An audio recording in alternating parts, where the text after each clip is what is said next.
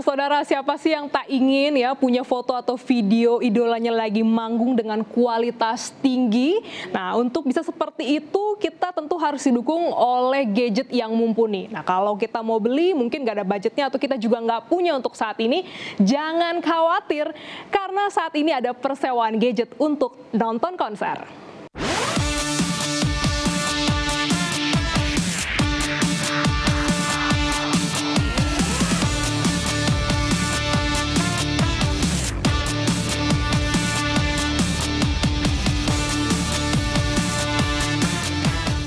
Mengabadikan momen saat konser sambil sing along, kemudian menguploadnya di media sosial tentu sudah menjadi tren.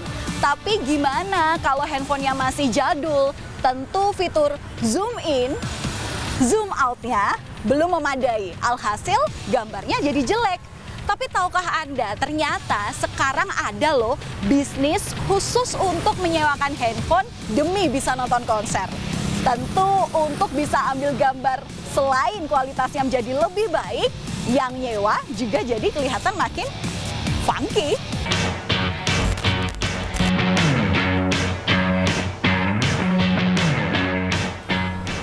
Semakin banyaknya fans yang ingin memiliki dokumentasi foto dan video idolanya dengan kualitas maksimal, membuat Frankie, Michael, dan Giovanni yakin bisnis sewa ponsel yang mereka jalani bakal laku. Mereka memulai bisnis ini dari Februari 2023. Mencoba peruntungan membuka slot penyewaan handphone melalui akun Twitter @concertbuddyid. Siapa sangka, ternyata banyak yang mencari penyewaan ponsel.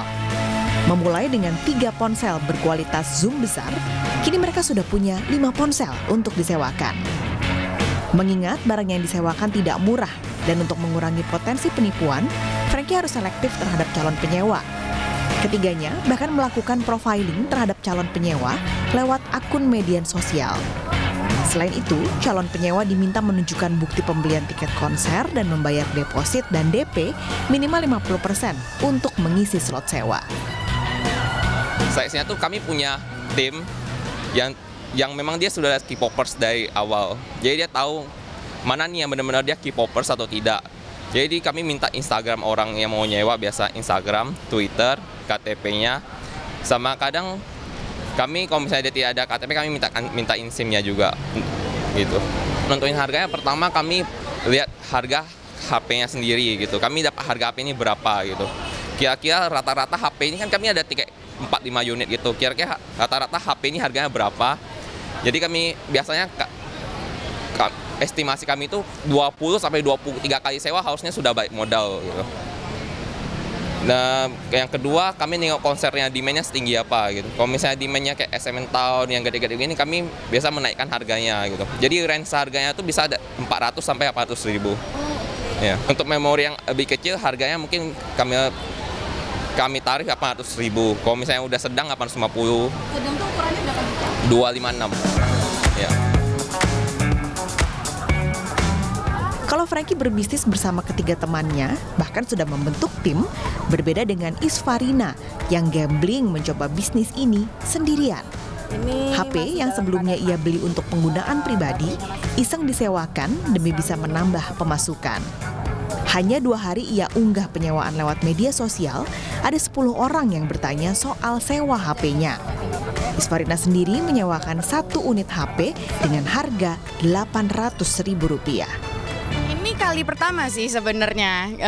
Sebelumnya belum pernah menyewa dan belum pernah menyewakan gitu. Jadi ini benar-benar buat aku ini experience pertama lah gitu. Nah, itu kamu nggak khawatir hilang atau kembali nanti rusak nggak sesuai kondisinya? Kamu nggak ada khawatiran itu?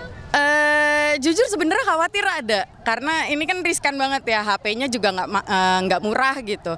Tapi aku memberikan beberapa preventif, acara-acara yang preventif gitu. Jadi kayak aku nanti akan tukar HP itu dengan KTP mereka. Terus nanti aku juga akan cek mereka punya wristband-nya sesuai dengan kelas tiket yang mereka beli atau enggak.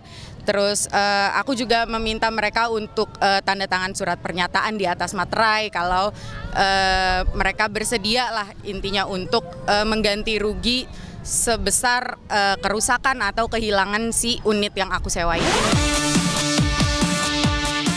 Buat para penyewa, mengeluarkan uang ratusan ribu rupiah untuk sekali acara dinilai lebih hemat dibanding harus membeli ponsel seharga puluhan juta rupiah. Apalagi penggunaannya hanya di waktu-waktu tertentu, yakni saat nonton konser saja. Karena kan aku suka menyimpan memori dari kenangan-kenangan yang aku pernah nonton gitu ya. Karena menurut aku tuh fancam itu sangat penting untuk aku, karena kalau asalnya aku udah selesai konser tuh aku pengen lihat-lihat lagi.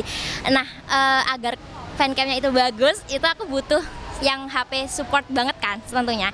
Dan aku pasti orang-orang udah tahu kan, untuk kelebihan dari Samsung ini udah sangat bagus banget gitu kan. Jadi aku juga butuh support untuk fancamnya gitu, dan biar bias aku tuh lebih cakep gitu di HP aku Kak gitu. Nah, ini tuh berdasarkan pengalaman pribadi aku, kemarin sempat ikut konser Blackpink di GBK juga, dan aku pakai handphone aku sekarang. Nah, itu tuh kayak ngambil gambarnya itu kurang jelas gitu loh Kak, untuk ke main stage-nya gitu. Dan kayak kalau misalkan mau proper itu kan harus otomatis cari handphone yang emang bener-bener secara speknya itu lebih bagus ya, secara kameranya. Nah, kebetulan kalau untuk beli akunya belum mampu gitu, makanya aku sewa aja gitu. Walaupun agak pricey tapi at least menurut aku worth it sih segitu. Sewa handphone untuk mendapatkan kualitas fancam terbaik, why not? Jadi siapapun bisa untuk melakukan hal ini, tapi memang perlu ada yang diperhatikan, utamanya untuk mereka si penyedia jasa ataupun si penyewa, untuk saling cross-check profile sama lain, menghindari kejahatan penipuan yang mungkin saja bisa terjadi kapan saja. Valentina Sitorus, Yanuar Ruslim, Kompas TV Jakarta. Ayo!